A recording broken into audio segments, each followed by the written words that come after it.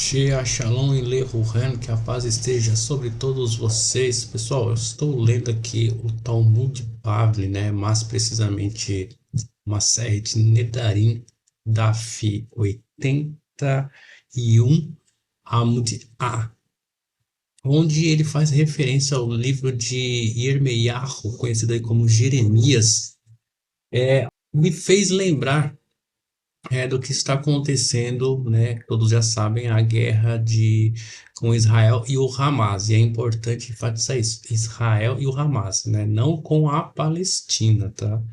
Tem que deixar bem claro isso aí, mas enfim. E muitas pessoas vieram me perguntar como que eu me posicionava sobre isso, o que que eu o que que eu tinha como opinião.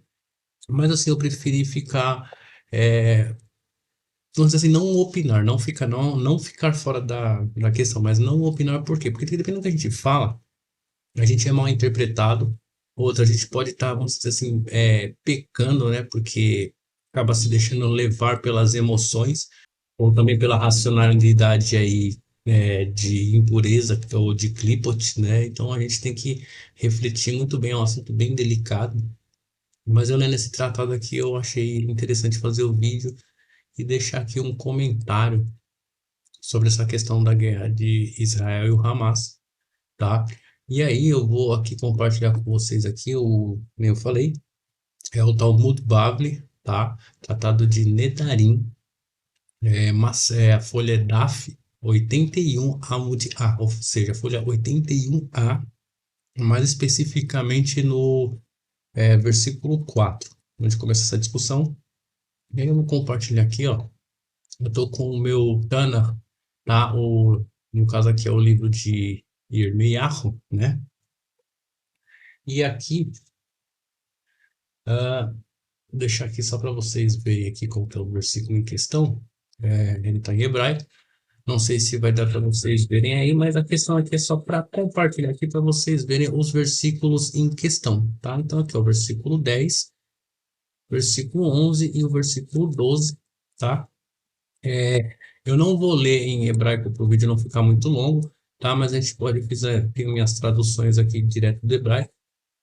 E aí onde diz assim o versículo 10: Farei de Jerusalém, no caso Jerusalém, um amontoado de ruínas, uma habitação de chacais.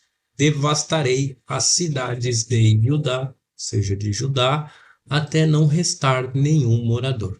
Isso, livro de Jeremias, livro de Jeremias, capítulo 9, versículo 10, está dizendo isso. Então, farei de Jerusalém um amontoado de ruínas, uma habitação de chacais. Devastarei as cidades de Judá até não restar nenhum morador. A palavra chacais aqui está fazendo referência, como a gente aprendeu na Kabbalah, às forças de impureza,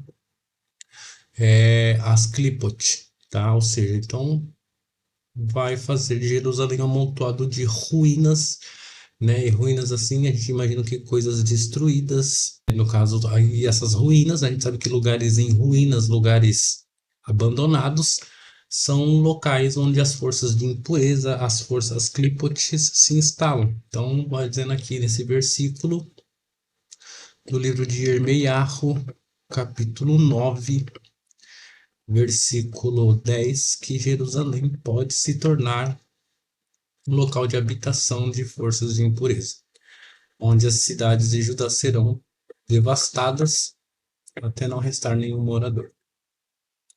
Versículo 11. Quem é sábio o suficiente para compreender isso? Ou seja, quem que tem a sabedoria para entender o porquê que Hashem pode deixar Jerusalém em ruínas, um local de habitação para as Klipot? Por que que ele pode devastar as cidades de Judá né? Até não restar nenhum valor. Quem é sábio o suficiente para entender isso no nosso mundo atual? A gente sabe que tem muito estudioso por aí de Torá, né? Muito estudioso de Kabbalah, não deixa de ser Torá. Tem muitos ditos aí, tzadikim, raham, né? Ou rahamim, masculin, né? Então tem aí muitos ditos iniciados, cabalistas, sábios, santos, justos. Qual dentre destes hoje aí pode compreender isso, né? Por que que Hashem pode deixar Jerusalém em ruínas, deixar Jerusalém para as Clípodes habitar lá, virar uma cidade de forças impuras? E aí continua o versículo. Quem foi instruído por Hashem que possa explicar isso? Quem hoje é como Moshe Rabbeinu, que foi instruído diretamente por Hashem, né? Quando Moshe Rabbeinu subiu o Monte Hor, ou Monte Sinai, e teve o contato lá direto com Hashem e foi instruído diretamente, a gente sabe o que a Torá diz. Quem hoje, né? Quem hoje foi instruído por Hashem que possa explicar isso? Ou seja, e aí, por que a terra está arruinada e devastada como um deserto pelo qual ninguém passa? Ou seja, por que a terra está arruinada? Ou seja, por que que a terra hoje está devastada? Não sei assim, por que que ninguém tem um contato com Deus? Por que que ninguém tem um contato com Hashem como Moshe Rabbeinu teve? Porque ela está como um deserto, está todo mundo sem esse preenchimento do contato da Shekhinah, né, de Hashem. Ele está vazio, está como um deserto. Por quê? Né? Ou seja, pelo qual ninguém passa. Ou seja, a gente não tem contato nem com anjos. Se ninguém passa, a gente não tem contato nem com o Malar. Há muito tempo a humanidade não tem. Né? Então, por quê? Que a terra, no sentido da nossa alma, está arruinada nesse sentido. E aí o versículo 12 vai dizer, o Senhor disse, né, ou Hashem disse, foi porque abandonaram a minha Torá, que estabeleci diante deles. Não me obedeceram, nem seguiram a minha lei. Que dá pra gente entender, desde a época de Moshe Rabbeinu e um pouco mais pra frente, a Torá foi se perdendo. E a gente vê, ou seja, quando você não tem contato com a Torá, ela se torna em ruínas, habitação de chacais, se torna um deserto. Ou seja, não resta nenhum morador, não tem malar nenhum para te proteger, só tem forças impuras. Né? Então você se torna um deserto, não tem o contato com Deus. Ninguém passa, ou seja, ninguém do mundo espiritual consegue ter o contato, porque as cascas, elas literalmente formam cascas em volta da sua alma, ou seja, nenhuma força consegue penetrar, né? Consegue passar para poder te guiar. E aí o Talmud entra na questão. Ele faz lá, né? Por que a terra de Israel foi destruída, né? E aí Deus responde, porque o povo abandonou a minha Torá. E aí o Talmud contrapõe esses versículos. O que quer dizer eles não estudaram a Torá, né? O que quer dizer eles abandonaram a Torá de Deus? Se o povo judeu está constantemente estudando a Torá. Então os rabinos fazem mais assim, como, né? Por que Deus pode destruir Jerusalém? Né? Se a gente está estudando a Torá, o povo judeu está... E a gente vê isso na internet, né? Graças à internet a gente vê que tem rabinos por todo mundo, Bnei Noach por todo mundo, estudando a Torá, compartilhando conhecimento, né? E isso está forte, ou seja, assim, hoje em dia, até mais do que antigamente, graças ao advento da internet. E aí, o Talmud, depois de vários debates, ele deduz ali.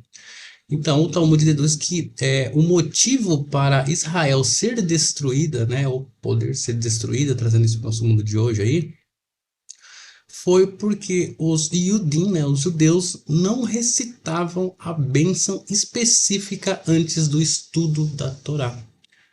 Ou seja, você pode estar envolvido, imerso, todos os dias você dedica 8, 12, 16 horas de estudo de Torá. E quando eu falo Torá, eu falo aqui Mishnah, Talmud, Shas, Gemara, Kabbalah, Gematria, Agadá, enfim, tudo isso é estudo de Torá.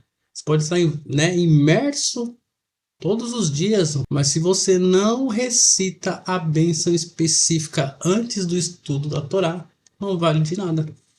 Por quê? Porque essa bênção específica, ela funciona com o quê? Um talite, um manto de proteção contra as forças impuras. Ou seja, as forças impuras elas gostam de quê?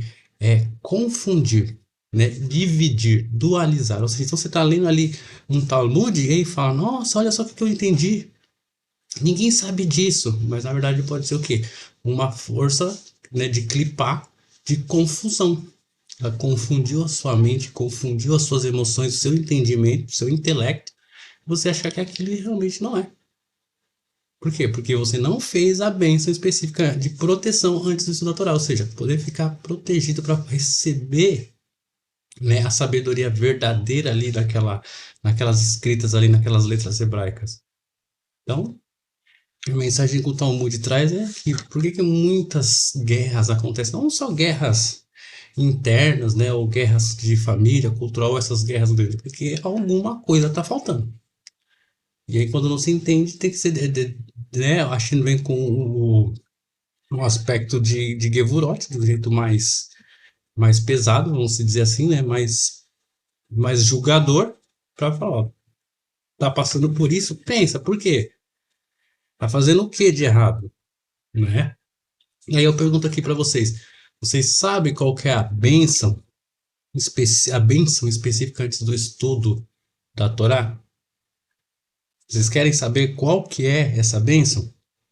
Então, se inscreve no canal, curte, compartilha e no próximo vídeo eu trago essa bênção para vocês, até deixo um PDF para quem quiser imprimir, colocar na sua mesa de estudo, na porta da sua casa, para estar sempre decorando, a gente faz essa bênção junto no hebraico e depois a tradução, ok? Baruch Hashem.